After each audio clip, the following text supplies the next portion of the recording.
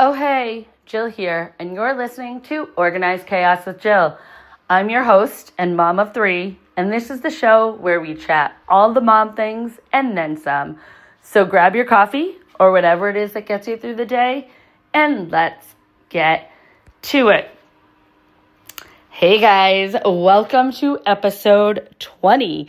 Feels like that's another little milestone episode in this podcast. So thank you for being here, sticking it out with us, listening to all my silly little stories, my mom hacks, my rambling, all the things, bearing with me as I'm diving into new things. I appreciate you all for being here, so thank you.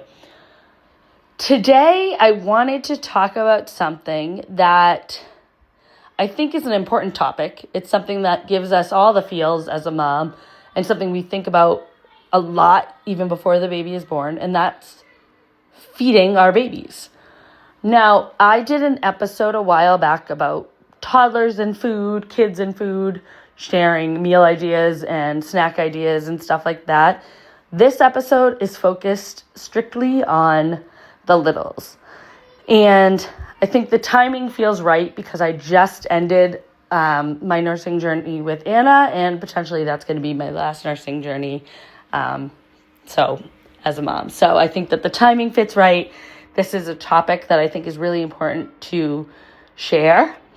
And so, without further ado, let's get into it.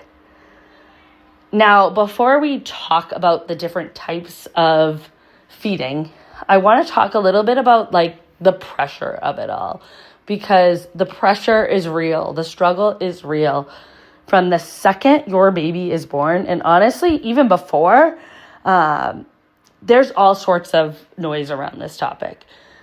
I know that for me personally, I planned and anticipated to breastfeed with all of my children. That was my goal.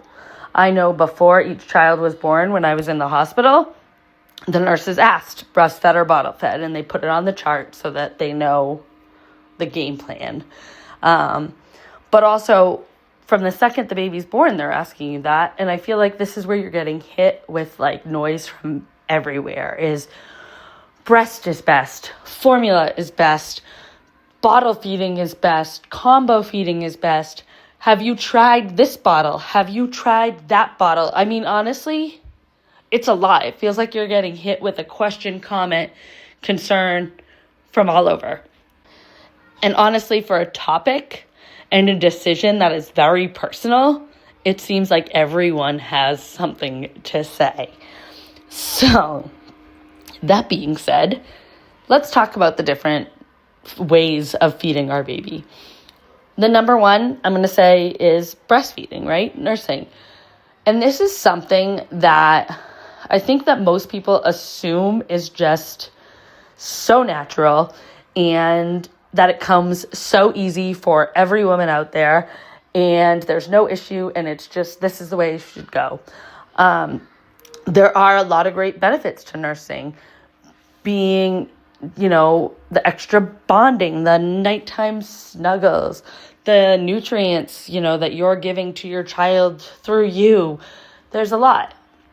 But at the same time, there are reasons that it can be hard. And that could be the child has trouble latching for whatever reason. You as a mom might have a lot of pain and discomfort that actually makes, this type of feeding unbearable. There are certain, infections, with mastitis and stuff that can come from nursing. There can be supply issues. I mean, there can be, fortunately, I did not experience postpartum depression with any of my children, but I know that it is very common, and I have known many people to experience that. And with that, there has been a struggle when it comes to them nursing because of feeling overstimulated or overtouched. There's many reasons that nursing is not normal. It can be very, very hard as much as it can be very, very beautiful. And I think that it's important to realize that there isn't a one size fits all when it comes to feeding our babies. And so even though nursing seems to be what people think you should do, and I think what most of us moms feel like we want to do, if that's not the route that you end up going, that's okay for whatever reason or another. So I want to get that out there too. One thing for me personally that impacted my nursing was with James. Like I said, I was planning ahead of time for all of my children. I was going to breastfeed. That was what I wanted to do. That's what I felt like was the best for me, for my family. And my supply was low for the amount that he wanted to eat, supply and demand. He had the demand and I didn't have the supply. So I very early on had to introduce formula. And my nursing journey with James really became nursing at night, or like if it was the spur of the moment, maybe I ran out of formula or I just didn't have time to make a bottle and he was wailing and I just wanted him calm, But for the most part, it was strictly at night. And even with William, I lost my supply early on because we were in a car accident. Fortunately, everybody was okay, but because of the trauma, I lost my supply, which women's bodies are crazy and weird, and it's wild that could happen, but it happened. Really, with Anna, she's the only one that was able to pretty much strictly breastfeed. And so I'm very fortunate that I had that experience, but I know just from my own personal issues with each of the other children that it's not always perfect in that breastfeeding mentality. So sometimes you have to formula feed, right? And so that's where we're going next. I think that oftentimes people think of formula feeding as a negative thing or something you're doing wrong. So it's talked about in like a hushed manner sometimes. And it shouldn't be. I mean, your baby's getting fed and that's what matters. And there are so many different formulas. And sometimes you need formula for certain dietary restrictions and things like that with your children or with you. Because keeping in mind, if you are nursing, you are the one providing the nutrients. It falls on you with what you're feeding to your child still. So, So yeah, sometimes, you have to realize that the formula is actually nourishing in a better way. It's providing other nutrients that maybe you yourself can't or that the baby needs. So formula feeding is perfectly okay. And I think sometimes people like the ease that comes with it in terms of having somebody that can help with the feedings. When you're nursing exclusively, you're the one that's feeding them all the time. I think Anna really only took a bottle like twice. And if I was present, she wouldn't take one at all because she knew I had the goods. But it does make the ease of feeding, or if you're going out and you're leaving the child with somebody that they can feed and you know that there's not going to be an issue because your child is used to formula feeding. It's sometimes easier on the go. It's a little bit less intimate and less private sometimes when it comes to formula feeding. But on the flip side, if you're nursing and having the formula, you don't have to prepare a bottle or anything. So, give and take on both ends. But formula feeding is perfectly okay. Again, there's various reasons, like I mentioned with nursing, that nursing doesn't work and you have to formula feed. There's also different scenarios. I think of my own personal experience being the fact that I was adopted. So obviously my mother was not nursing me. I was formula fed. You have to look at the situations like that if you are a foster mother or an adoptive mother, something like that, and you're not, you don't have your own milk supply, you're obviously going to be formula feeding. And again, that's okay. And then that kind of trickles into the third type of feeding, be it combo feeding. And that typically just means formula and breastfeeding. And it can go different ways. It can be your combo feeding, as in sometimes you're nursing, sometimes you're formula feeding. It could be a transition where you're nursing and then you slowly ease off nursing and into formula. I kind of experienced both of those in a sense. Or you could just, do it whenever. Whatever works, whenever works. But, for James, I kind of fell in that first category where I nursed primarily at night and formula fed throughout the day. It was kind of on a schedule rather than just like sometimes I formula feed, sometimes I nurse. It was pretty scheduled.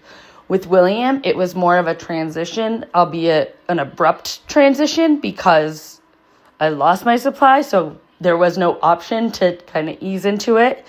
But then there's also the times where there's families that do both and just whatever might work for them. Not necessarily a set schedule or a routine, but that they do both. And again, no matter what, as long as your baby's fed, then that's good.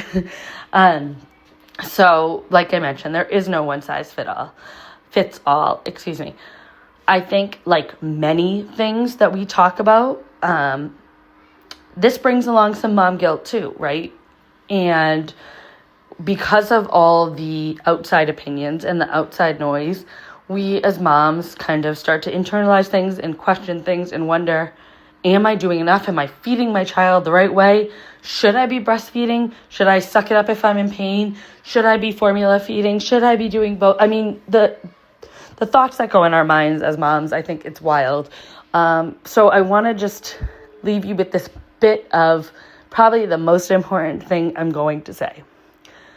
When it comes to this topic, if you start to feel that overwhelm and feel that guilt creep in, I want you to pause. I want you to think, is my baby fed?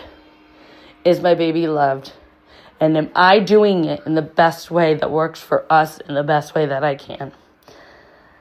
And if the answer is yes, then let the mom guilt go, because you've got this and you are doing a great job.